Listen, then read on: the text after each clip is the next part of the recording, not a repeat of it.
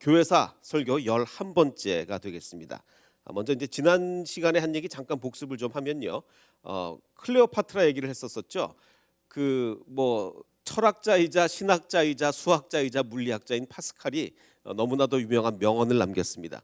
클레오파트라의 코가 조금만 낮았으면 인류 역사가 바뀌었을 것이다. 그걸 또 과학자답게 지구의 모든 표면이 달라졌을 것이다. 이렇게 파스칼이 이야기를 했었죠. 그래서 지난주의 설교의 제목은 클레오파트라의 코가 낮았다면 어떤 일이 벌어졌겠는가라는 것이 지난주 설교였습니다. 자, 그래서 이제 우리가 이제 그냥 뭐 논리적 흐름으로만 생각을 한다면 클레오파트라의 코가 낮았다면, 뭐 예를 들면 안 이뻤었다면, 뭐 당연히 카이사르가 클레오파트라의 유혹에 넘어가지도 않았을 거고, 그러면 클레오파트라를 카이사르가 너 다시 여왕해라, 너 여왕에서 쫓겨났지, 다시 여왕해라, 내가 시켜줄게, 뭐 이러지도 않았을 거고, 뭐 그러지 않았, 뭐 이렇게 계속 뭐 논리를 이어가다 보면 나중에 헤롯이 왕이 되지도 않았을 거니까, 그러면 예수님 오셨다고 아이들이 죽지도 않았을 거 아니냐. 뭐 이것이 이제 파스칼의 논리였던 거예요. 파스칼의 클레오파트라의 코가 낮았으면 이러지도 않았을 거고, 또 그러면 저러지도 않았을 거고, 그러다 보면 역사가 굉장히 많이 달라졌을 거다가 이제 파스칼의 이야기인데, 그래서 결국은 그럼 베들레헴의 아기들이 죽은 것이 클레오파트라가 코가 낮았으면 안 죽었을 거냐, 뭐 이렇게까지 얘기가 될 수가 있겠죠.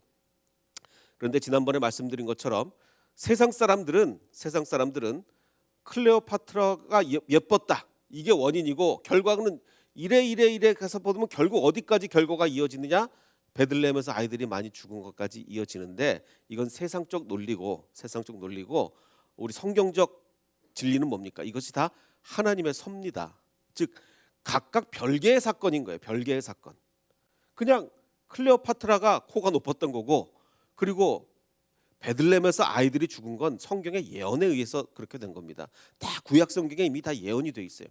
별개의 사건인데, 근데 제가 지난번에 말씀드리지 않은 것 한 가지는 뭐냐면, 하나님의 뜻에 의해서 이 두 사건이 서로 이어지기도 하고 완전히 별개의 사건이 되기도 합니다.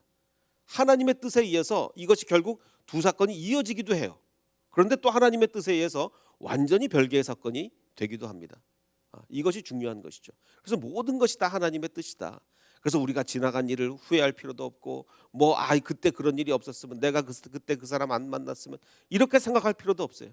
하나님의 섭리고, 하나님의 뜻이 있으면 이어지는 거고, 하나님의 뜻이 없으면 안 이어지는 겁니다. 그게 중요한 거죠. 자, 오늘은 너무나 많은 분들이 알고 계실 만한 질문이긴 한데, 질문 하나를 드리겠습니다.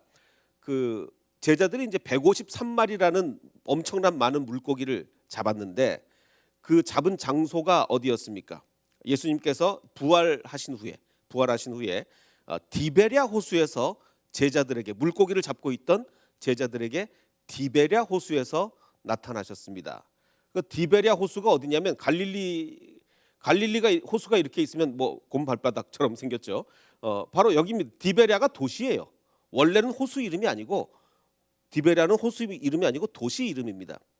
자, 그런데 이 도시인데 왜 갑자기 왜 이 갈릴리 호수를 디베랴 호수라고 왜 부르느냐? 원래 갈릴리 호수라는 엄연한 이름이 있는데 도시 이름을 따서 왜 디베랴 호수라고 부르느냐? 아마 이거는 제가 드리는 질문이 아니고, 아마 많은 분들이 성경 공부를 좀 하셨던 분들은 답을 많이 알고 계실 것 같습니다.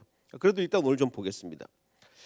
자, 여러분들에게 누군가 이렇게 질문을 한다면, 성경에 나온 모든 여인 중에서 가장 비운의 여인을 한 명만 꼽아봐라. 그럼 누구를 꼽으시겠어요?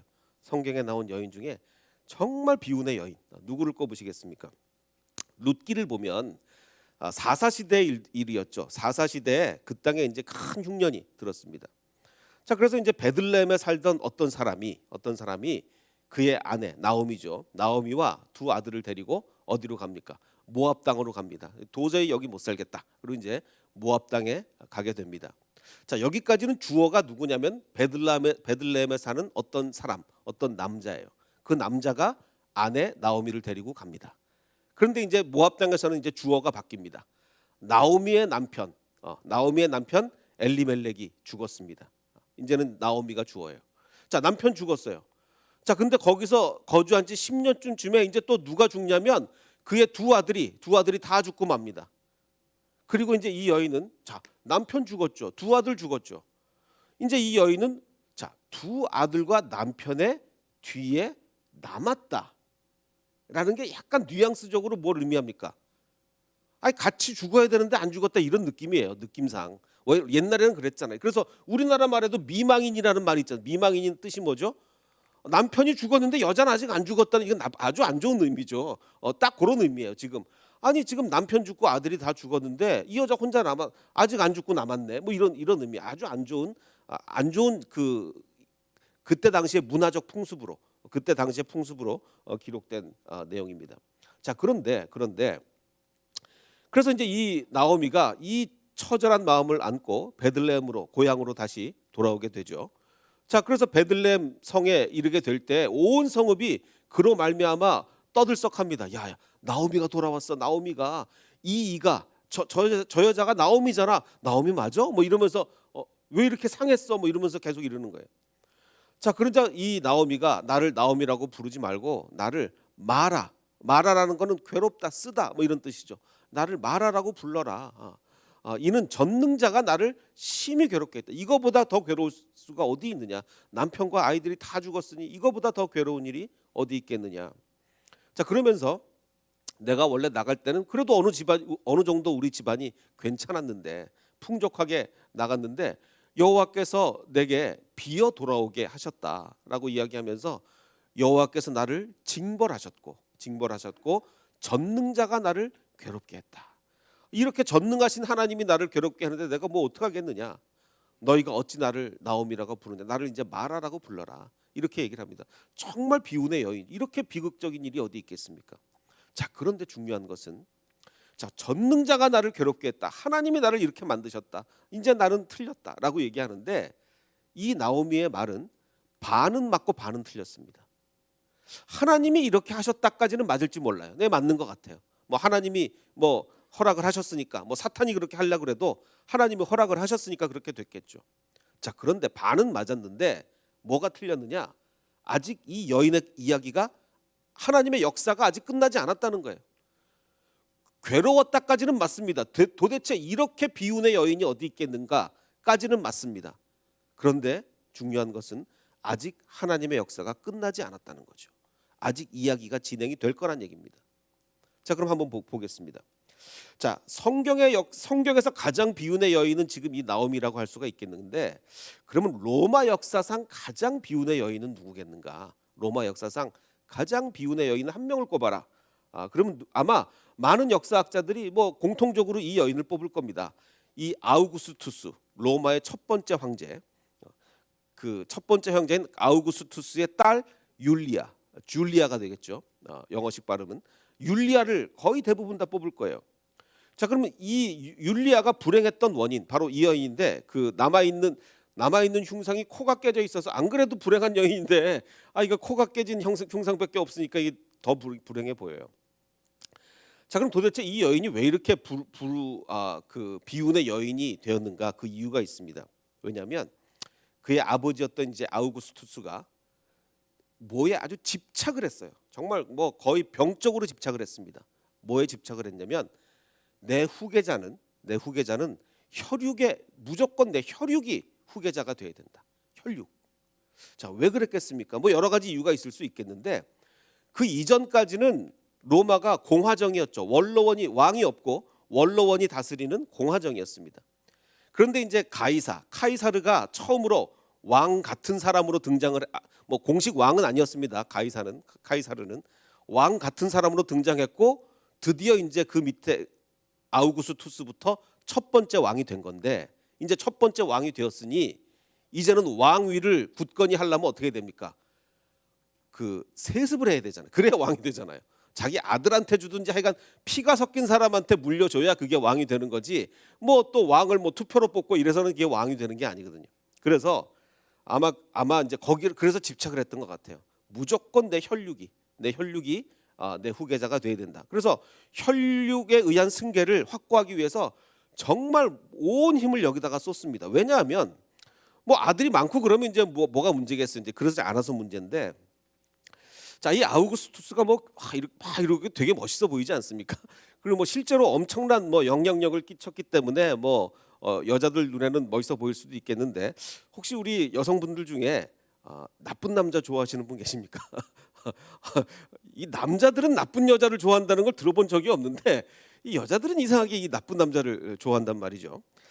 자, 근데 그럼 혹시 뭐 나쁜 남자가 이상형이라고 하시는 여성분들은 이 아우구스투스를 좋아하시면 됩니다. 아주 나빠요. 정말 나쁜 남자인데, 이 나쁜 남자 중에 거의 뭐 최악이라고 보시면 됩니다. 왜 이렇게 나쁘냐면, 이 아우구스투스가 이제 결혼을 하는데 첫 번째 결혼을 했습니다. 첫 번째 결혼을 이 로마 역사 할 때 굉장히 어려운 이유가 뭐냐면, 이름이 너무 헷갈려요. 아버지랑 아들이랑 이름이 똑같거나 아버지랑 할아버지랑 이름이 똑같거나 뭐 똑같은 이름이 수십 개 수백 개씩 나오고 뭐 도저히 헷갈려서 할 수가 없어요. 그래서 이제 이름 다 빼버리고 그냥 부인 넘버 원, 부인 넘버 투 뭐 이런 식으로 하겠습니다. 헷갈리지 않게. 자, 이 아우구스투스가 첫 번째 결혼을 누구랑 했냐면 부인 넘버 원이랑 했는데, 자기가 실권을 쥐자마자 이제 당신 필요 없다, 바로 이혼을 해버립니다. 뭐 나는 너랑 나랑 급이 안 맞다 이런 거죠. 바로 이혼을 했어요. 정말 나쁘죠. 그래서 이제 두 번째 부인은 이제 정략 결혼을 했는데 결혼한 지 1년 만에 바로 이혼을 해버립니다. 근데 그 이혼한 이유가 있어요. 이유가 뭐냐면, 그 아우구스투스가 이렇게 누구를 이제 만나게 되는데 유부녀를 보고 첫눈에 반합니다. 유부녀였던 리비아, 이 여자 이름은 기억을 해두셔야 됩니다. 리비아를 보고 한눈에 반해가지고, 근데 문제는 이 리비아가 유부녀였거든요. 그래서 그 남편을 부릅니다. 남편을 불러가지고 이제 거의 뭐 어마어마한 영향력을 끼쳤을 때예요. 아우구스투스가 뭐 엄청난 사람이 됐을 때입니다. 딱 불러가지고, 내가 네 여자를 네 부인과 결혼을 할 테니 당장 이혼해라. 내가 나 아우구스투스다. 말로 할 때 이혼해라. 이렇게 한 거예요. 그래서 강제로 이혼을 시키고 유부녀였던 리비아랑 결혼을 해버립니다. 이혼을 강요한 거죠. 자, 그럼 이때 그 리비아가 몇 살이었나? 19살이었어요. 19살인데 그때 당시 뭐 보통 한 14살이면 결혼을 했기 때문에 이미 아들이 하나 있고 뱃속에 아들이 있었어요. 이 전 남편의 아들이. 그런데 그걸 강제로 이혼을 시키고 자기가 결혼을 해버립니다. 자, 그래서 이제 그 전 남편의 이미 태어난 아들과 뱃속에 아기가 있었는데, 그래서 이것도 이제 아들 넘버 원, 투라고 하겠습니다. 하도 헷갈려서. 자, 그런데 보십시오. 이 아우구스투스가 얼마나 나쁜 남자냐면, 이혼한 날짜가 좀 문제입니다.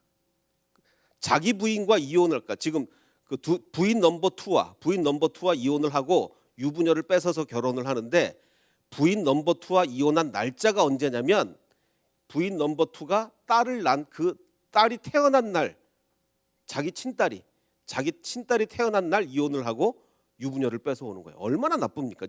정말 나쁜 남자예요. 자, 그러면 이제 이 리비아라는 이 여인은 아들이 있고 뱃속에 아기 있는데 지금 이 아우구스투스한테 시집이 왔단 말이에요. 자, 울면서 펑펑 울면서 헤어진 남편을 그리워하면서 시집을 왔겠습니까? 어떻겠습니까? 많은 역사학자들은 그렇지 않다고, 아주 신나서 온 것 같습니다. 로마의 최고 실력자가 자기를 부르니까 전 남편 완전히 뻥 차버리고 신나게 온 것 같아요. 그래서 최근에 그 에픽스 아시죠? 에픽스에서 제작한 드라마, 그 리비아를 주제로 제작한 드라마가 있습니다. 그래서 이제 에픽스에서 이제 제작을 했기 때문에 이제 뭘 통해서 볼 수 있냐면 이제 애플 TV에 또 가입을 해야 볼 수 있어요. 그래가지고 제가 또 지난번에 디즈니 TV에 속았기 때문에 이번에 또 가입을 할까 말까 하다가 요건 안 했습니다. 요건 어차피 이게 제가 볼 시간도 없었고, 근데 이 드라마는 좀 야사를 기준으로 많이 만들었기 때문에 실제 역사와 좀 다르다 그래서 제가 안 봤어요. 자, 근데 이 여인이 대단히 권력에 집착한 여인이에요. 그래서 권력자인 아우구스투스가 오래니까 자기 남편 뻥 차버리고 바로 시집을 가버린 것 같아요. 자, 그래서 근데 이제 아까 말씀드렸던 것처럼 이 아우구스투스는 뭐에 아주 집착을 했냐면, 반드시 내 피가 섞인 사람이 내 후계자가 돼야 된다. 여기 아주 집착을 했어요. 자, 그래서 근데 이제 문제는 이 뺏어온 아내한테 자녀가 없는 거예요. 아기를 못 낳는 거예요. 그 전에 그 첫 번째 부인은 아기 못 낳고, 두 번째 부인은 딸 낳는데 딸 낳는 바로 그날 이혼을 했고, 세 번째 부인인 리비아한테는 이게 자녀가 없는 거예요. 자, 그래서 지금 그러면 이제 유일한 자녀가 누구냐? 태어난 날 이혼을 했던 그 딸 하나밖에 없는 거죠. 자, 그래서 이제 바로 이 율리아밖에 없는 건데, 자, 그래서 이제 율리아를 시집을 보냅니다. 그러면 내가 아들이 없으니 딸인 네가 시집을 가서 내 손자를 낳아. 그럼 그 손자한테 내가 물려주겠다. 그래서 이 딸을 시집을 보냅니다. 근데 시집 보내면서 이제 얼른 아들 낳아줄 거를 기대를 했는데 정말 참 이 비운의 여인이에요. 남편이 전염병으로 사망을 합니다. 자, 그러자 또다시 시집을 보내는데 누구한테 시집을 보내냐면 아우구스투스가 자기의 정말 최측근, 그 아우구스투스 핵심 관계자, 그 아핵관이었던 아그리파가 있습니다. 근데 나이가 아버지 뻘이에요. 이 율리아한테는 나이가 아버지 뻘인 그 자기 최측근 아그리파한테 시집을 보냅니다. 그러면서 그 빨리 내 손자를 낳아라 이렇게 얘기를 합니다. 자, 근데 이제 아그리파는 아마 아시는 분들은 많이, 저는 그거는 잘 몰랐는데 이 미술하시는 분들은 아그리파를 모르는 분이 없다 그러네요. 왜냐하면 미술 이 대생 연습할 때 전부 다 이 아그리파 흉상을 갖다 놓고 뭐 잘생겨서 아주 미남은 아닌데 그래서 이제 제가 그 진짠가 해서 제가 쿠팡에 찾아봤더니 아그리파 흉상을 64,000원에 팔더라고요. 이게 다 이 대생 그리는 사람들이 다 전부 다 이 사람 글인데요.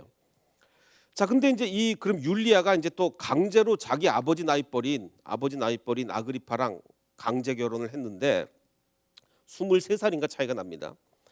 자, 그래서 이제 아이를 낳긴 낳았어요. 그 2남 3녀를 낳습니다. 5을 낳는데 2남 3녀를 낳는데 그러니까 2남이니까 손자 넘버 1, 2가 있잖아요. 자, 근데 이제 문제는 정말 그 율리아가 비운의 여인인 게 이 아들 둘이 다 죽습니다. 아들 둘이 다 죽어요. 그럼 딸 셋이 있는데 딸 셋 중에 둘이 또 죽어요. 그럼 나머지 딸은 또 하도 품행이 정말 뭐 문제가 있어가지고 결국은 집안에서 쫓겨나고 맙니다. 그러니까 5자녀가 다 없어져 버린 거예요. 어떻게 이럴 수가 있는가? 자, 그럼에도 불구하고 지금 이 아우구스투스는요, 후계자는 무조건 자기 혈육이 된다는 걸 아직 버리질 못해요. 집착을 합니다. 자, 그러면 아까 말씀드렸듯이 그 아내가 누구였냐면 다른 남자한테 뺏어온 아내였잖아요. 리비아. 그 권력에 집착이 많았던 리비아였는데, 자, 그러면 이제 당시에 아우구스투스한테 시집을 올 때 뱃속에 있는 아기가 있었단 말이에요. 근데 날짜나 이런 걸 다 따져보면 분명히 전 남편의 아이예요. 근데 이 아우구스투스는 그래도 완전히 뭐 이제 혈육이라는 게 없으니까 그러면 저 뱃속의 아이가 혹시 내 아이 뭐 이러면서 말도 안 되는 건데, 근데 또 뭐 시민들도 그렇게 생각했어요. 혹시 그 뱃속의 아이가 그 아우구스투스 아기 아니었느냐 뭐 이러면서 아우구스투스가 이제 그러면 마지막 희망을 또 뱃속의 아이한테 겁니다. 근데 나중에 뱃속의 아이였던 이 아이도 나중에 커서 또 죽어요. 다 죽습니다. 한 명도 빠지지 않고 다 죽어요. 자, 그러면 이제 보십시오. 아우구스투스는 혈육에 집착을 했어요. 정말 광적으로 집착했어요. 근데 단 한 명도 예외 없이 다 죽었어요. 자, 그러면 이제 누구만 남았냐면 리비아를 뺏어올 때 이미 태어나 있던 그 전 남편의 아들밖에 없는 거예요. 근데 그건 자기 혈육이 아니잖아요.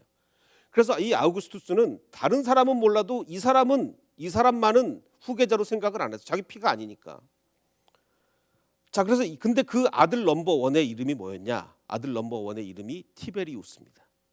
결국은 이 사람밖에는 없어서 아우구스투스가 정말 이러다 못해 저러다 못해 뭐 이제는 방법이 없으니까 이 티베리우스에게 왕위를 물려줍니다. 자, 그런데 그래서 이제 아우구스투스가 뭐라고 그랬냐면 네가 내 혈육이 아니니까 그 대신 그러면 내 혈육인 그 율리아 있죠. 율리아랑 결혼이라도 해라. 그 남매를 결혼시켜요. 뭐 법적으로 남매긴 하지만 남매를 결혼시켜요.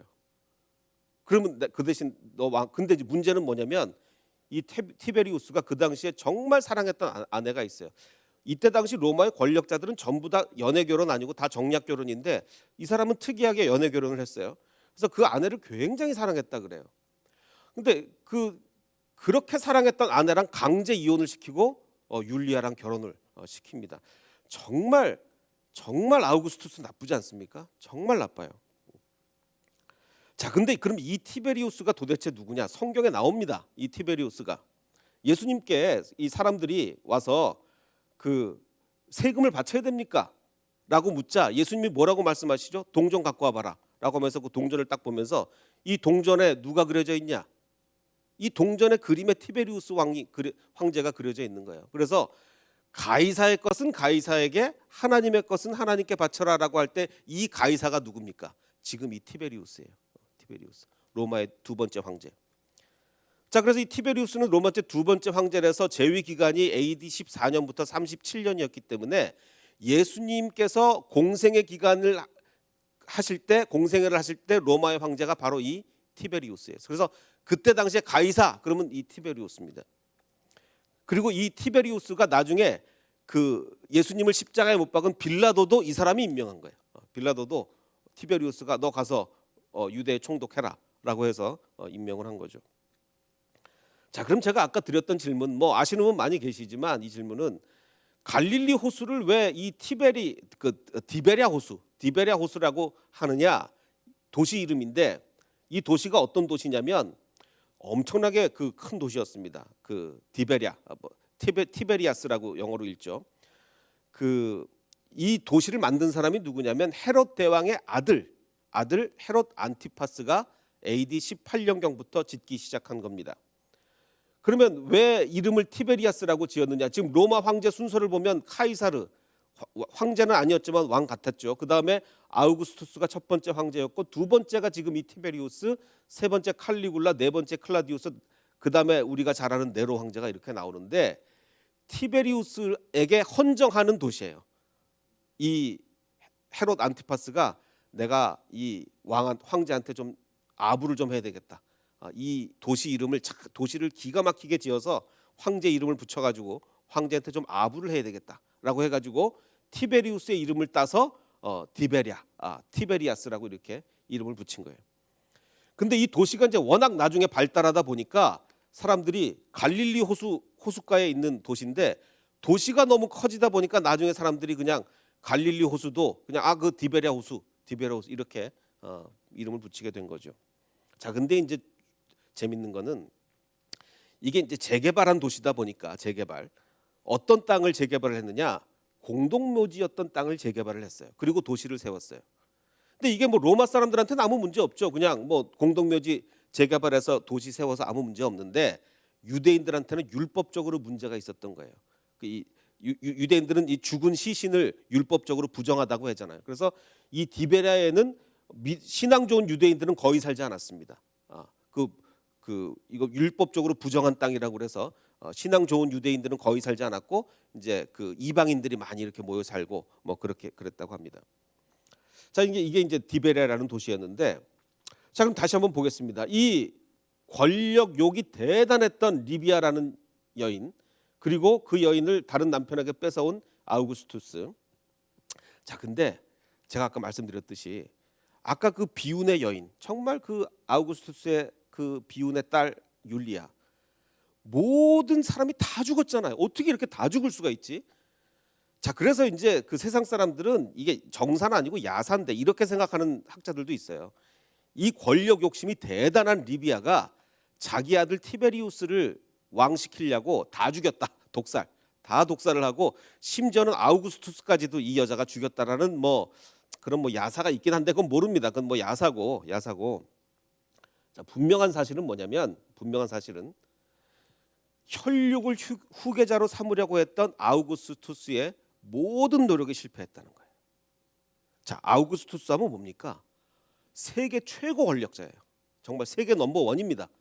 아우구스투스의 말이라면요, 아우구스투스가 날아가는 새한테 떨어져라 그러면 어떻게 되겠어요? 떨어지죠. 이 정도예요.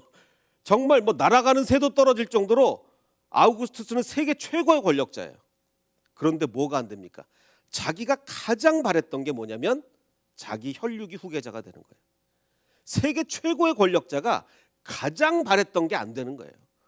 하나님이 막으시는데 되겠습니까? 안 되죠. 요한계시록 2장과 3장에 걸쳐서 우리가 잘 아는 7교회에 보내는 편지가 나옵니다. 자, 그런데 칭찬만 받았던 교회가 2개죠. 다 뭐 저 비난도 하고 막 칭찬도 하고 하는데 칭찬만 받은 교회가 두 개가 있습니다. 그게 서머나 교회와 빌라델피아 교회죠. 근데 그 빌라델피아 교회가 어떤 편지를 받았냐면 이렇게 얘기합니다. 열면 닫을 사람이 없고 닫으면 열 사람이 없는 그 하나님께서 이렇게 말씀하신다. 자, 하나님이 어떤 존재입니까? 하나님이 열면 어느 누가 닫겠습니까? 하나님이 닫으시면 어느 누가 열겠습니까? 자, 지금 아우구스투스의 최고의 바람은 뭐였어요? 자기 혈육이 후계자가 되는 거예요. 하나님이 닫으시는데 열게 되겠습니까? 세계 최고의 권력자라도 안 되는 거예요. 아우구스투스가 아니라 아우구스투스 할아버지라도 안 되는 거예요. 그러면서 뭐라고 얘기합니까? 볼지어다 내가 내 앞에 열린 문을 두었으니. 자, 주님께서 열린 문을, 이 빌라델피아 교회를 너무너무 사랑하셨어요. 그래, 너 정말 잘한다. 열린 문을 두었다. 내가 그 빌라델피아 교회에 열린 문을 두었는데 어느 누가 와서 그 문을 닫겠느냐? 아무도 닫지 못한다.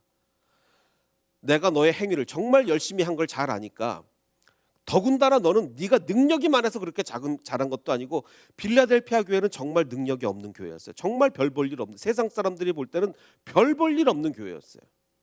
그런데 내가 작은 능력을 가지고도 내 말을 지키며 내 이름을 배반하지 않았으니 내가 너에게 문을 열어주겠다. 이렇게 말씀하시는 거예요. 자, 세계에서 최고로 능력이 많은 사람 누굽니까? 전 세계에서 가장 능력이 많은 사람이 아우구스투스예요. 하나님이 닫으시니까 아무것도 못해.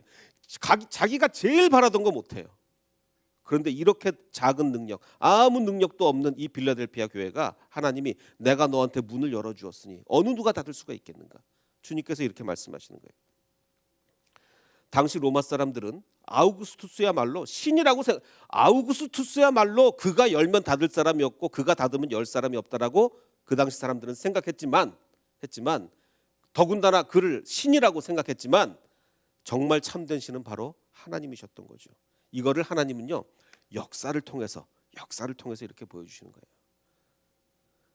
아우구스투스가 후계자로 삼았던 사람이 한 명도 예외 없이 다 죽었습니다. 왜 그랬을까요?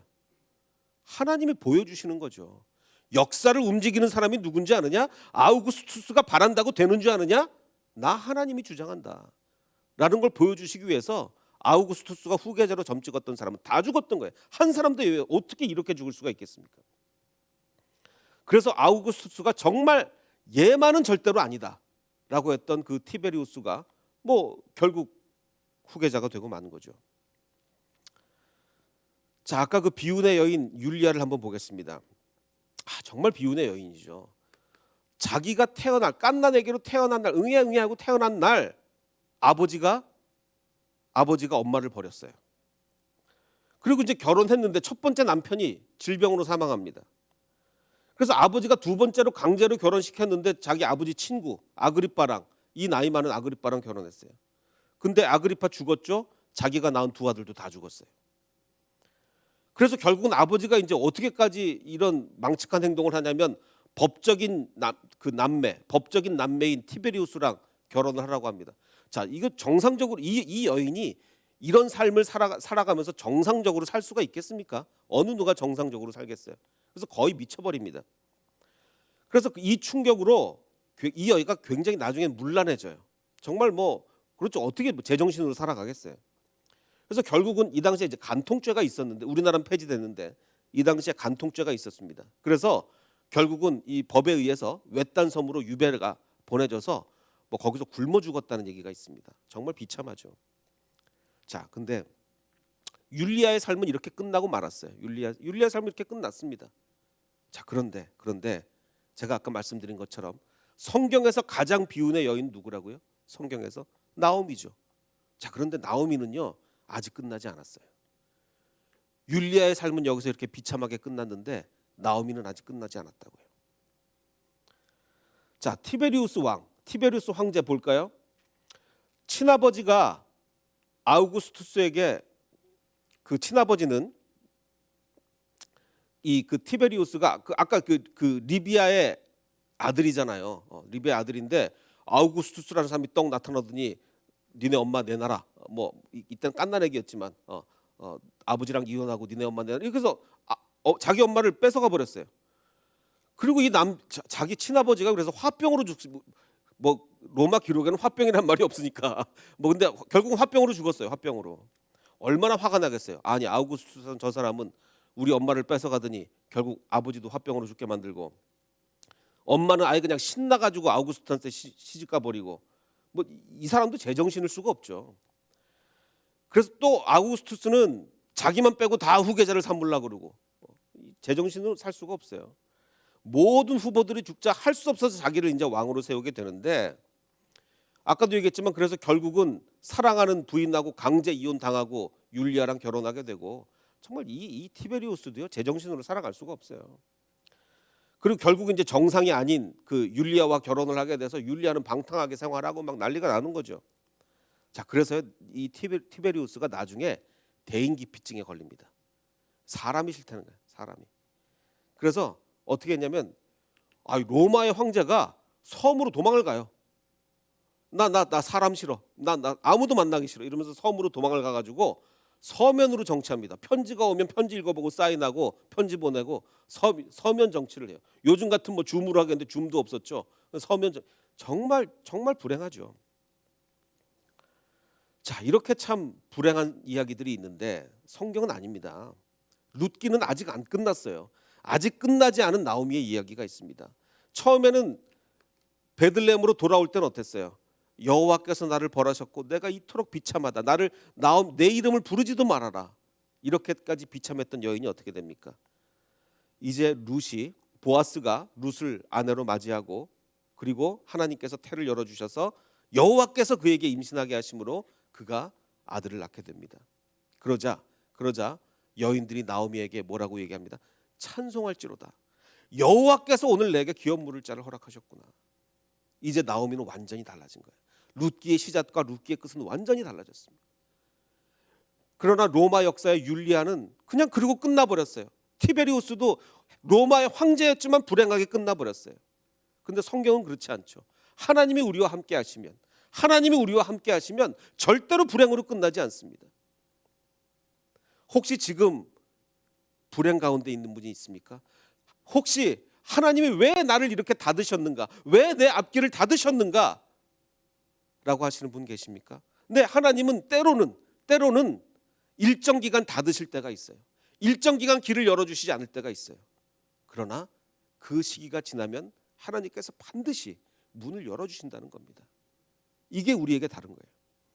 그래서 성경의 인물 중 가장 비운의 여인이었던 나오미가 결국은 가장 축복받은 여인이 되고 맙니다. 그래서 오늘 성경의 말씀 이 진리입니다. 열면 닫을 사람이 없고 닫으면 열 사람이 없다. 하나님께서 여는데 누가 닫겠습니까? 하나님께서 닫으시는데 누가 열겠습니까? 이것을 믿으시는 우리가 되기를 바랍니다. 정말 내가 지금까지 닫혀 있었다고 생각을 했어도 주님께서 반드시 열어줄 것이다. 그 믿음을 가지시기 바랍니다. 그래서 아까 우리 불렀던 찬양 있죠. 내가 누려왔던 모든 것들이 지나왔던 모든 것들이 당연한 게 아니라 다 은혜입니다. 하나님이 다 해주셔야 되는 거지. 아우구스투스가 제일 바랬던 게 뭐죠? 제일 바랬던 게 혈육이 후계자 되는 거예요. 안 됐습니다. 하나님이 허락 안 했으니까 결국은 안 됐어요. 세계에서 가장 권력자도 안 됐습니다. 그래서 우리는 정말 느끼기를 원합니다. 하나님, 내가 지금 누리는 모든 것들이 다 은혜입니다. 심지어는 지금 문이 닫혀 있는 것도 은혜입니다. 왜? 결국 하나님이 열어주실 것이기 때문에. 그래서 바로 이것을 고백하며 지금의 모든 것을 주님께 감사할 수 있는 저와 여러분이 되시기를 주님의 이름으로 축원합니다.